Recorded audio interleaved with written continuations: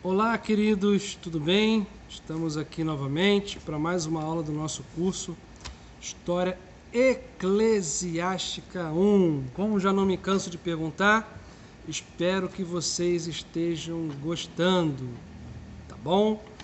Lembrando a vocês que o nosso slide tem muito material, tá? É um ajuntamento que nós fazemos de informações. A gente não consegue fazer tudo dentro de uma ordem cronológica tão efetiva, mas em história a gente nunca pode datar com precisão um determinado período. Tá? Nós aproximamos um pouco esses períodos daquelas datações das nossas fontes secundárias, tá?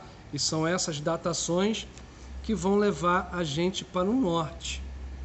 E esse norte que vai nos conduzir para aquela realidade do documento. Então, existem ali as imprecisões, e isso é muito natural quando se estuda história, e você não deve se frustrar com isso, porque isso é muito normal, não só para a história, como também para a teologia e as demais ciências humanas, né? A filosofia, a geografia, a sociologia, essas datações, espaço, tempo presente, passado, isso são considerações que a gente tem que fazer acerca daquilo que já está escrito, né? E a gente vai concluir que uma datação é aproximada dentro do contexto histórico daquele determinado grupo social em que a gente está estudando, tá? Então é muito comum, quando a gente vai estudar o espaço do Jesus histórico, Jesus de Nazaré, nós temos aí uma série de estudos sobre as datações, tanto do seu nascimento como da sua morte e ressurreição, né? Mas nada tira de nós quem foi Jesus, o que ele representa para o cristianismo e o que ele representa para nós. A gente não deve estar preocupado com o que o academicismo fala sobre essas datações. São importantes? São, mas essas são datações que são particulares dentro do estudo de cada pesquisador. Isso deve ser respeitado porque ele usa uma série de ferramentas para chegar no seu resultado, tá? E é esse resultado que vai garantir aí uma série de estudos que nós temos hoje com relação ao Jesus histórico. Mas quem diria que no século XXI a gente foi falar do Jesus histórico? Sim, existem disciplinas, tá? Existe um grupo aqui no Rio de Janeiro de pesquisadores da UFRJ que vão falar e tratar desse Jesus histórico. Olha que barato, olha que sensacional. Isso significa que a academia concorda que Jesus estava no cenário romano.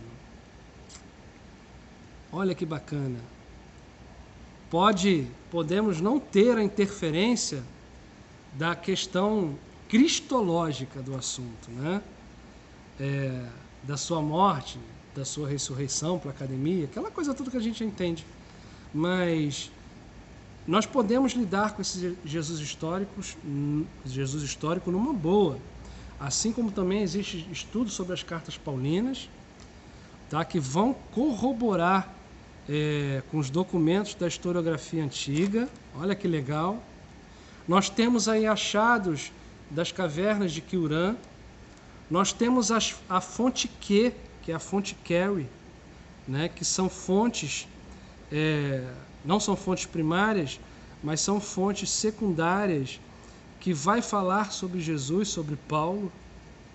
São documentos, são achados, né, escritos, que possivelmente formaram aquilo que nós chamamos de evangelhos. Temos estudos dessa ótica. Mas por que a gente está falando isso? Porque a gente está tratando também sobre as questões de datação.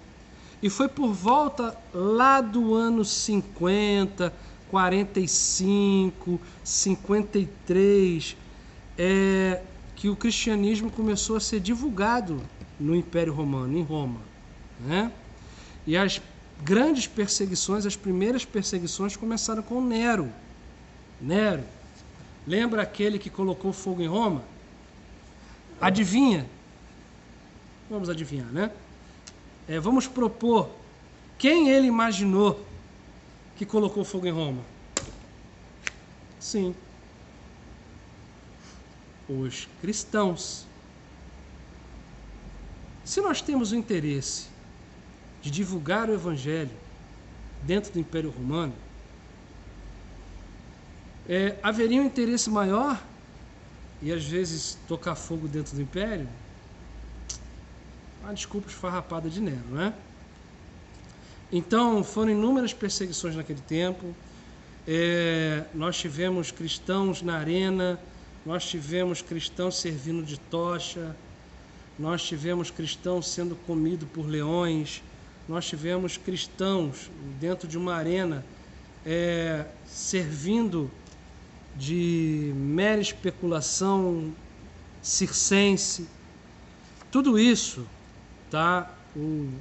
Os nossos, que a gente pode chamá-los assim, os nossos irmãos lá atrás sofreram com todo esse tipo de perseguição. Mas, por outro lado, só trouxe força para que o cristianismo não desistisse, para que os grupos que se encontravam tanto na bacia do Mediterrâneo quanto dentro do Império Romano pudessem se reunir novamente e propagar esse evangelho. Porque a ideia era difundir, divulgar, ainda que você colocasse a sua vida em risco. Era morrer pelo evangelho. Então, isso era uma raiz que estava dentro da estrutura, dentro daquele alicerce da propagação do evangelho. E a propagação do cristianismo, ela se acentua lá no século III, quando teve início ali, é o século III que a gente vai tratar do enfraquecimento. Não é a ruptura, não é o fim. Enfraquecimento do Império Romano. O Império Romano ele ficou mais fraco, ele se desenvolvia menos. O Império agora tinha que se ocupar de outras questões, e é aí que o Evangelho, a propagação do Evangelho vai sobressair.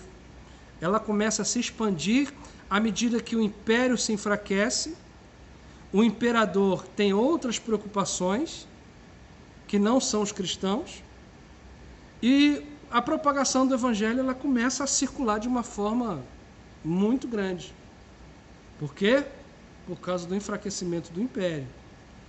O imperador deixa de se preocupar e e o cristianismo ele começa a crescer e a ser divulgado. E também o Império Romano, ele vem, claro, a gente está tratando aqui de Império Romano, ele vem se enfraquecendo pela crise do escravismo. Ora, uma crise do escravismo. Por quê? Vou explicar para vocês o porquê e como isso tem efeito lá para a história do cristianismo. Percebam, o Império Romano enfraquece. Ele enfraquece. Ele enfraquece também por questões monetárias. Ela deixa de pagar os seus exércitos, seja o exército romano, aquele criado dentro de casa, treinado dentro de casa, seja aquele exército mercenário, que era um exército muito mais barato, muito mais em conta do que um exército criado dentro de casa, né? Ele só tem exército mercenário porque não tinha soldado. Não, porque também era mais barato. E era um exército que tinha uma mescla de outros povos europeus, né? Nórdicos, bárbaros, né? Era um exército diferente e contratado pelo Império Romano. Então, se o exército enfraqueceu por causa da questão financeira, e se o império deixa de contratar exército mercenário, o que vai acontecer? Exército, território, guerras, e aquele que sobrevive da guerra vira exatamente isso aí, vira escravo. Vira escravo nas mãos do império. Então, se nós temos os exércitos contratados e o exército de casa em